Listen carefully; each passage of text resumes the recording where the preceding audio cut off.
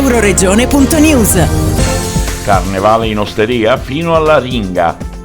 Un progetto organizzato dal Comitato Friulano Difesa Osterie, Proloco Città di Udine e Confesercenti Udine col presidente Marco Zoratti. Nelle migliori osterie di Udine e provincia ci saranno proposte culinarie e divertimento fino a martedì 21. Ciao a tutti, siamo in questo contesto tipicamente friulano per presentare anche quest'anno, in questa occasione del Carnevale delle Ceneri, 20 piatti che le nostre osterie, in un momento difficile per quanto riguarda il gusto e il piacere di mangiare, propongono per mantenere viva quelle che sono le nostre tradizioni. Il piacere di mangiare una fetta di salame, il piacere di gustare un bicchiere di vino, al di fuori di quello che in questo momento in tutta Europa, forse in tutto il mondo, si sta facendo contro le nostre tradizioni e contro la nostra voglia di mantenere. Ecco, io mi auguro che vicino ai focolari delle nostre osterie si ritrovi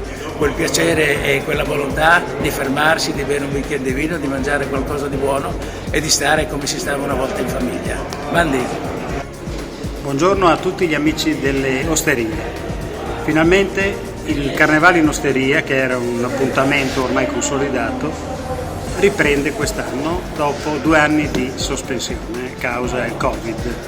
Questa quindi è la terza edizione e ci presentiamo alle osterie e agli amici delle osterie a grande richiesta, perché è un appuntamento molto sentito e che sia i clienti che gli ospiti attendono sono in grande attesa per questo evento. L'edizione di quest'anno inizia il 16 e si conclude il 21, per poi avere una coda ulteriore il giorno 22 con le ceneri per la Ringa, che è un classico della tradizione friulana. La brochure per potervi informare su tutti i dettagli, sui piatti che verranno proposti, sui calici di vino che li accompagnano, li trovate in piazza Primo Maggio all'Infopoint della Regione. Vi aspettiamo tutti con piacere e si vede in osteria. Da Udine per Euroregione News, Marco Mascioli.